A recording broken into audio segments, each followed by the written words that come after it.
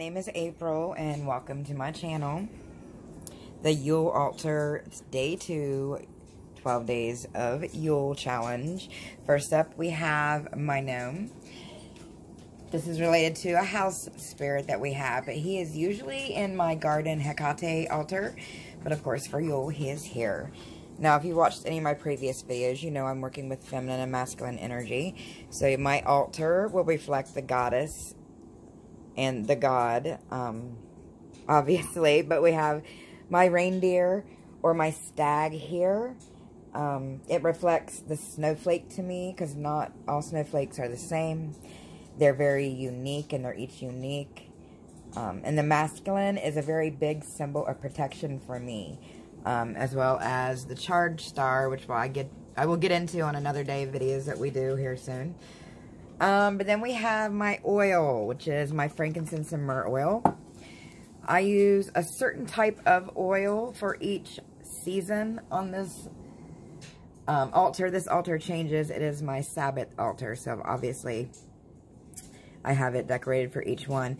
But I use a different kind of oil for each one, and as you'll see when we get further down, magic has layers and it's all connected, and I will show it. But we have a pine cone here to represent the season. I forgot to mention the frankincense stands for holiness and spiritualness, and the myrrh is for healing, purification, and spiritual connection. We have my herbs here that I have made herb bundle burns from here recently. I just recently harvested from my garden last week. I'll try to put a little picture in the corner here. It actually stayed warm here in Ohio where I'm at for a good amount of time. So I was able to harvest late into the year, which was quite a blessing. Oh, my phone went kooky. Okay. We have my fire and ice spell, which I'll be doing closer to Embark, but you'll see when we get further down. This is the masculine candle, which I sneakily mix with a little feminine to help balance those energies later on out. This is my burn mix that I use to help cleanse. From herbs from my garden that I grow. And of course we have two different oracle cards on our altar. It would be the Yule card towards the masculine side. Here is our Yule log I did last night. Now all these little amulets, again I'll try to put a video in the corner, were charged during Letha, or the summer solstice, which is the opposite of what we're now in. The winter solstice, so they're on there for a reason. From the gumball tree in my yard. I work heavy with water energy, you'll see in the future. So I have a lot of seashells that I've collected from the beach. I have my solar, it's hard to tell because the cinnamon in the back is a little darker. But my solar cross with the solstice charged pentacle in the center. My Death Star, which is made, I had a couple ants die within the same month this past year, actually, that I have made this from. And I'll dive in a little deeper when we do the day that does working with death energy on how I made that. We have my Wheel of the Year, which is placed at Yule, of course. Now, the goddess I am working with is Persephone. I tend to work with the aspects of Hecate, or the goddess, a little different each one with each season. She actually came back to me in Ostera, but I am still working with her, and we'll be doing a Letters to Persephone series here soon. Here is the Feminine Fire and Ice candle for that spell. Notice that I have the solar cross for masculine on the feminine candle, and the moon for feminine on the masculine candle. That's for a reason. My poppet that I made around harvest time.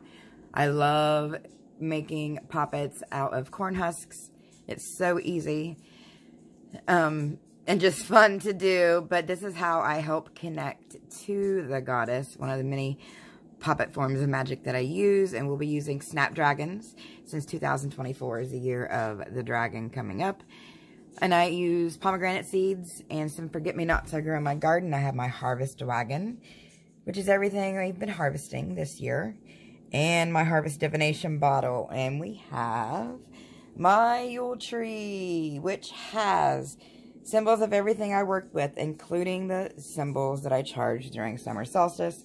My first ever pinnacle I ever made that has always been on my protection altar, which is right above this. But it's on my Yule tree. Rosemary shaped, or candy cane shaped rosemary that I've been working on since Ostara.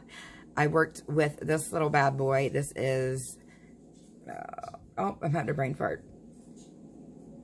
Queen Anne's lace. It is very good for menstrual issues, and if you're premenopausal with your old butt like I am, it helps with that, and it's also a form of natural birth control. Side note, you can use it to take the little black seeds, just don't get it mixed up with the poisonous, similar variety of them, and you can make, take it as a seed, or you can make it into a tonic with, you know, the alcohol and whatnot. Let's see what else we got on here. Oh, apples. Love how apples, the center is a pinnacle, you know, star, but apples from the tree that I dried, the lemon that I dried. I work with spirits, so part of the gourd that I had. Cinnamon and the little top of the pepper. I work a lot of pepper, especially my pain cream. Looks like a little elf hat. My roses, I work with roses. Oh yes, back to the Magic Has Layers. Yesterday's video, I said how things tend to just come to me when I do my meditation, and I just go by intuition on making my spell work. Well, back summer solstice, remember I use a different oil with every Sabbath, but summer solstice, I charge these bad boys with rose oil, because I worked heavily with rose with goddess energy. And obviously I decided to go with the frankincense and myrrh for this season because it's closer to masculine. But I'm recently learned how to make goddess oil by combining this frankincense and myrrh oil with my rose oil, which I'm totally going to do. But see how that just works out, and it's beautiful. Magic is a beautiful, beautiful thing. But I can't forget the crystal charging plate that my friends and I found when we went to that creepy tunnel. And the crystal magic I got going on there. And my connection to Persephone candle we'll be working on later on. But now to the reading altar. My Yule altar also consists of my reading altar because they interconnect and I go back and forth between them.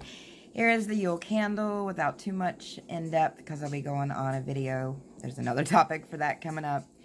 Spider. I work heavily with spider energy this year. Love it to connect things. Water's a very powerful mover of energy for me. And spiders' webs, they do it during the morning when it first catches that most strong dew. Side note, my consecrated quartz ghost. The protection sigil you see here, I've been working with all year. It's personal to me from a couple ruins and a family lineage sign. But the mushroom top, I recently learned in Druid times. These little mushrooms would grow underneath Christmas trees, and the reindeers would eat them. And they were kind of like,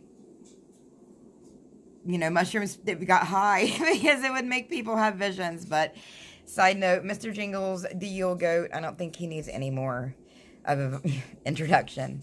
My creepy lantern came to me a couple Beltanes ago. It just came outside out of nowhere for me to find.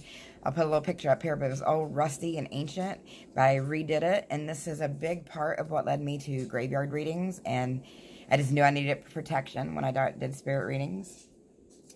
Pine cone, needless to say, you know, it's just a representation of some little crystals, a star anise that I got going on, my whatever I'm burning to cleanse at the time. My jewelry, I keep close at bay, whatever I wear to keep it connected to the altar. You guys saw me pull the chrome card out of this deck earlier.